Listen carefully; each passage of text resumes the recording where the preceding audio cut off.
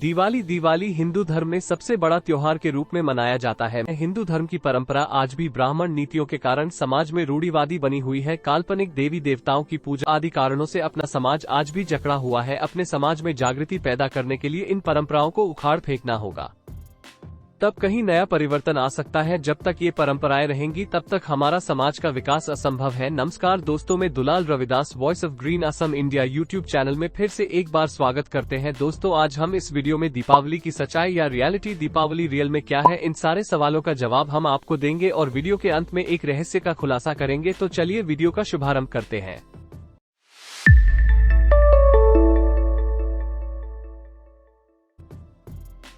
अज्ञानता के कारण से ही हमारे समाज के ज्यादातर लोग इन ब्राह्मणवादियों द्वारा मनाए जा रहे त्योहारों को मनाकर आदमी ही परंपराओं को मिटाने में उनका साथ दे रहे हैं। उनके द्वारा फैलाए गए षड्यंत्र में शामिल होकर अपना ही सत्यानाश कर रहे हैं, अपने पैसों और समय की बर्बादी कर रहे हैं।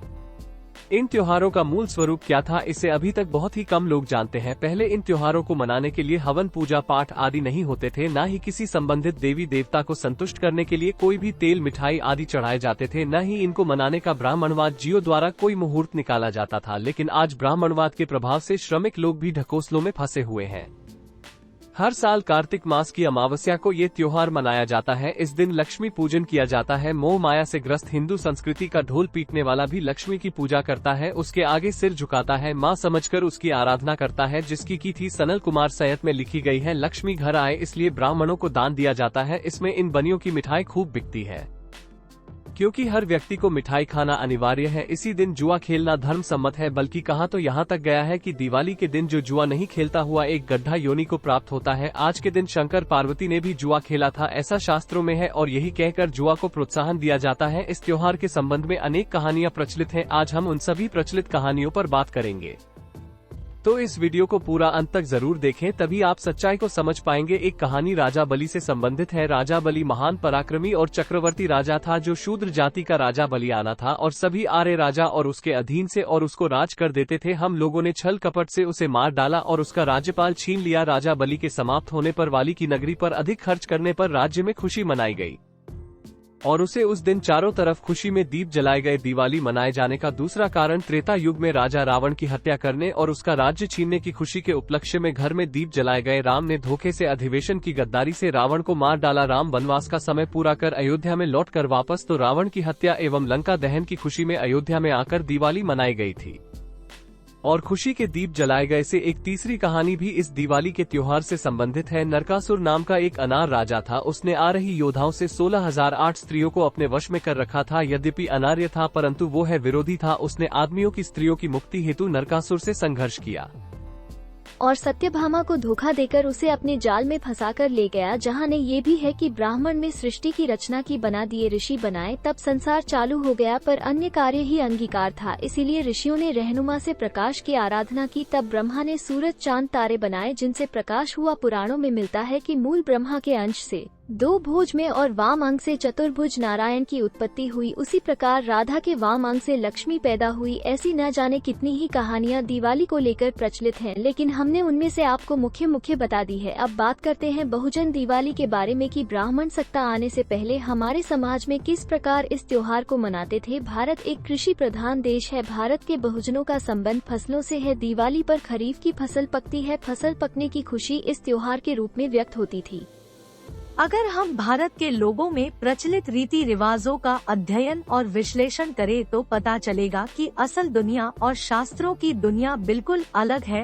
उनके अलगाव के कारणों का पता लगाया जाए तो कई चौंकाने वाले ऐतिहासिक तथ्य उजागर होंगे। दिवाली भारत में पुरखों को स्मरण करने रहा है। पुरखों का श्राद्ध करने की परंपरा कोई विशेष प्राचीन नहीं है। ब्राह्मणों ने इस परंपरा को अपने व्यवसाय के रूप में प्रचारित किया है। ब्राह्मणों ने फोकट में अपना पेट भरने के लिए श्राद्ध की परंपरा को बनाया है और प्रचारित कर दिया कि राज्य पर ब्राह्मण भोज कराया जाएगा, तभी यजमान के पुरखों की आत्मा को शांति मिलेगी। यजमान भले ही अपनी हैसियत के अनुसार चाहे एक ब्राह्मण को खिलाएं।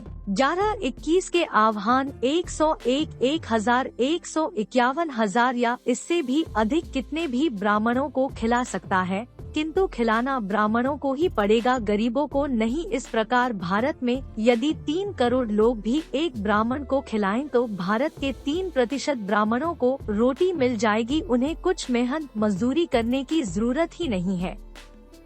इसलिए इन्होंने बहुजनों के सभी पर्वों त्योहारों को अपनी पेट पूजा का साधन बना लिया है। उसे लूट के माल में उन्होंने बनियों को भी भागीदार बनाया, किंतु उन्हें इसके लिए कुछ श्रम करना पड़ेगा, अर्थात पूजा पाठ के लिए। ब्राह्मण तो भोले भाले हमारे को अपने चक्कर में फंसेंगे, उन्हें पूजा सामग्री की लंबी चौड़ी लिस्ट बना कर देंगे और वह सामग्री है बनिए की दुकान से खरीदेंगे तो उनका भी भरण पोषण होता रहेगा। यदि बारीकी से देखा जाए तो हर त्योहार पर कोई भी सामान खरीदने की परंपरा डालने के पीछे यही कारण है। दिवाली पर्व शुरू होने के पूर्व धनतेरस के दिन में बर्तन आदि खरीदने की जो परंपरा डाली है, उससे इनका ये है षड्यंत्र उजागर हो जाता है। भारत की जो मूल निवासी ब्राह्मणों के संयंत्र को समझ गए हैं। बेटों, धनतेरस पर कभी कोई बंधन नहीं खरीदते और न ही कोई पूजा पाठ करते थे, भी उनकी प्रगति बरकरार है। उनकी पूजा पाठ करने वालों और बर्तन खरीदने वालों से बेहतर है, क्योंकि उनकी फिजूल खर्ची बंद हो गई। केवल तथाकथित सवर्णों की नाटकबाजी है, फोन की कमाई खाने का धंधा है।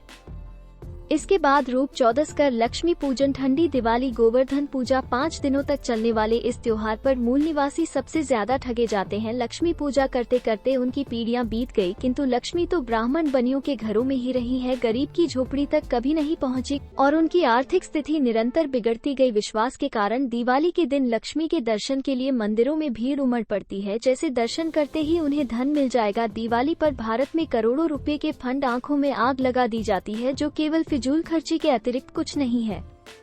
आखिर फोड़ने से जाम हो जाता है। 1 करोड़ों रुपए उद्योगपतियों और बनियों की जेब में चले जाते हैं। पटाखों से जलने मने आग लगने का खतरा रहता है और सबसे बड़ा खतरा हम अपने पर्यावरण को प्रदूषित करते हैं। फिर भी होड़ मची रहती है कि कौन कितने हजार की फैंटेसी खरीद कर घर लाया, जो जितनी ज्यादा पैसों में आग लगा आएगा वह उतना ही पैसे वाला कहलाएगा और दूसरों से तुलना करके उसे नीचा दिखाएगा। यदि जरा सी बुद्धिमानी से काम लिया जाए तो यह करोड़ों रुपए बच सकते हैं। इससे समाज में देश से या किसी भी अच्छे काम में लगाया जा सकता है। लेकिन ऐसा प्रेरणादायी काम करने वाला कोई माई का लाल आगे आने की हिम्मत दिखाए। यहाँ के लोगों में राष्ट्र की संकल्पना है, तभी अपने परिवार की सुख एवं समृद्धि तक सीमित रहती है। कोई देश और समाज के बारे में नहीं सोचता। दिवाली मनाना चाहिए या नहीं, है निर्णय में आप पर छोड़ता हूँ। तो हमें कमेंट बॉक्स में अपनी राय जरूर दें कि आप क्या सोचते हैं। आप दिवाली मनाने के पक्ष में हैं या नहीं? अपना पक्ष जरूर बताएं। वीडियो को लाइक करें और ज्यादा से ज्यादा शेयर कर लोगों तक ये सच्चाई जरूर पहुंचाएं। अगर चैनल पर नए हो तो चैनल को सब्सक्राइब करें और घंटा वाले निशान को जरूर दबाएं, ताकि हमारे अपलोड किए गए हर वीडियो का नोटिफिकेशन सबसे पहले आप तक पहुंचे। तो फिर मिलेंगे एक नए वीडियो के साथ। आज के लिए बस विराम।